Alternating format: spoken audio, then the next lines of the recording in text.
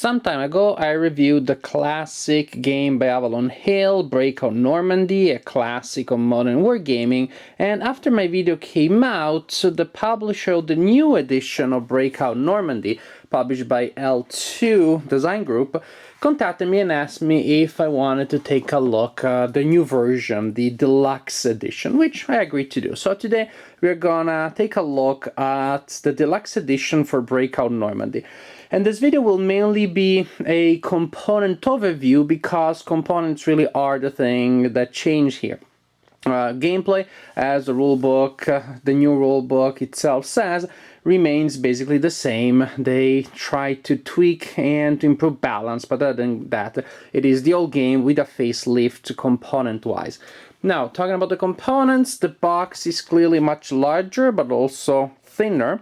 So, well, it looks more majestic on the shelf, but also much harder, I find, to store on a shelf together with the games than the good old bookcase games where you can just line them up much easier.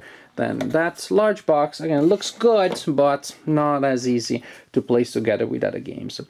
The box itself, the lid, looks great. The illustration, however, as soon as you look a little close to it and in person, you can see it better. You can see all the pixels. You can see the fact that the images, which looks great at a distance, has been magnified to the point that it turned out to be a fairly grainy image. It's not all that attractive. Frankly, the good old art here in the old edition is much preferable to me.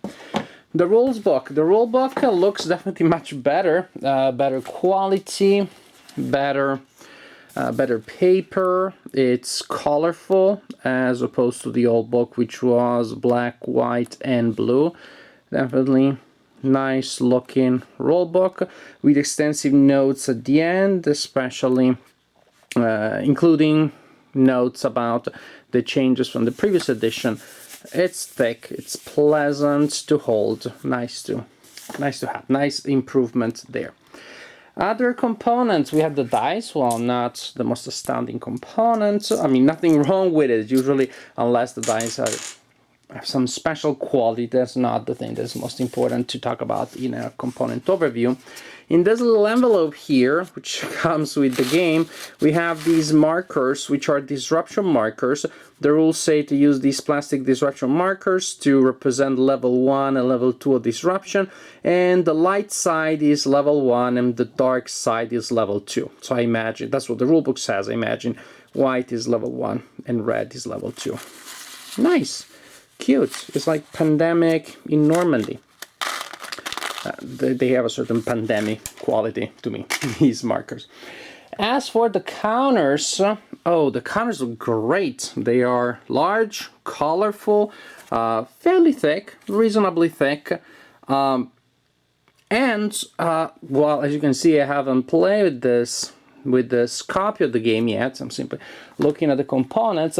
I think I would have a problem playing with these beautiful attractive counters because they're big. They're much bigger than the counters for the original game, as you can see here. So definitely beautiful, definitely nice to look at, but when I play a game, if the board ends up being cluttered, then I'm not happy. I'm not happy that if I had to sacrifice functionality in the name of aesthetic. There are many beautiful things in the world. I can go to a museum if I only want art. If I am playing a game, I want art that is beautiful and functional. But you think, well, Michael, why are you ranting about the fact that the counters are larger and may cause clutter? Probably the map has been enlarged too, right? No, and that is the problem.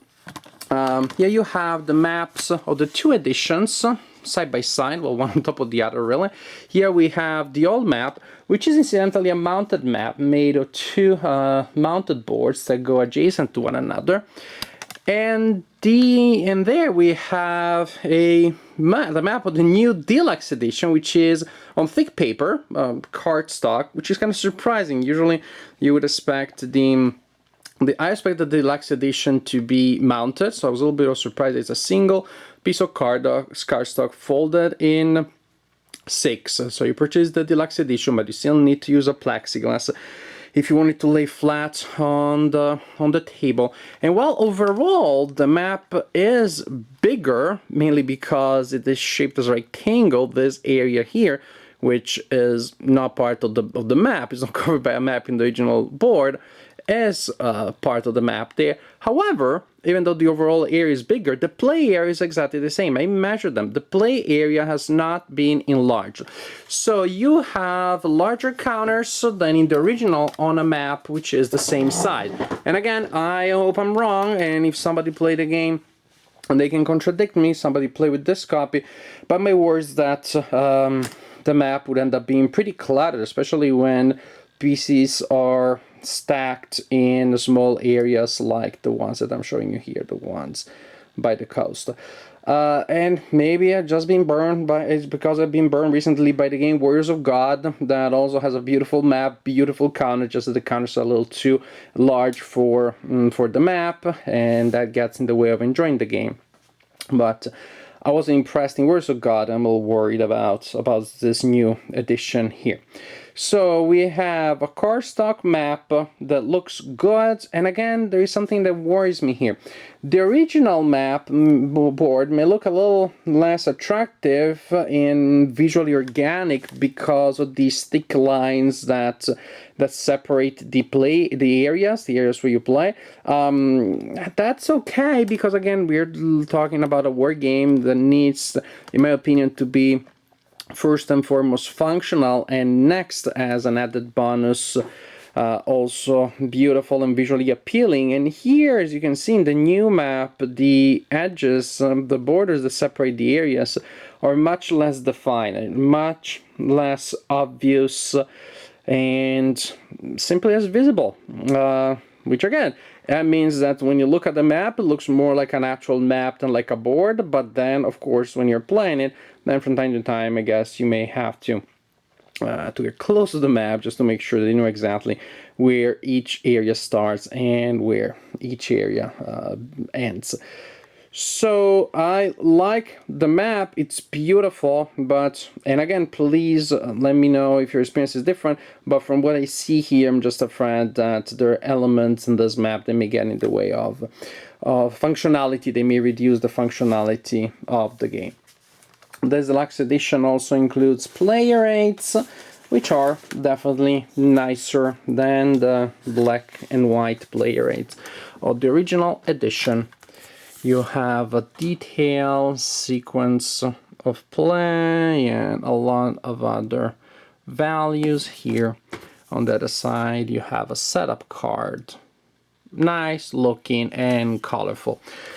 So nothing to complain about this. So components-wise, the new edition clearly has been improved cosmetically in most cases. It's still a little strange to me that the deluxe edition has a map which is thinner than the original map, but so be it. Overall, the edition that we see here by L2 Design Group has improved things cosmetically. I'm not sure that it has improved things gameplay-wise, at least from the point of view of the components. I just some of these components, I don't know, they don't seem particularly promising.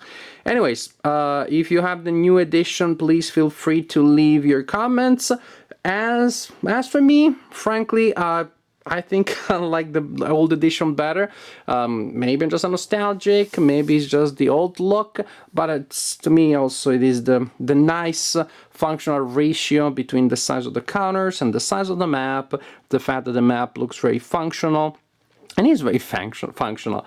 So, I don't know, there's this new deluxe edition. I'm not personally sure that it is worth the trouble and the money to upgrade the components, since, well, the new components look good, but maybe not as deluxe as I would expect them from the remaking of an old game.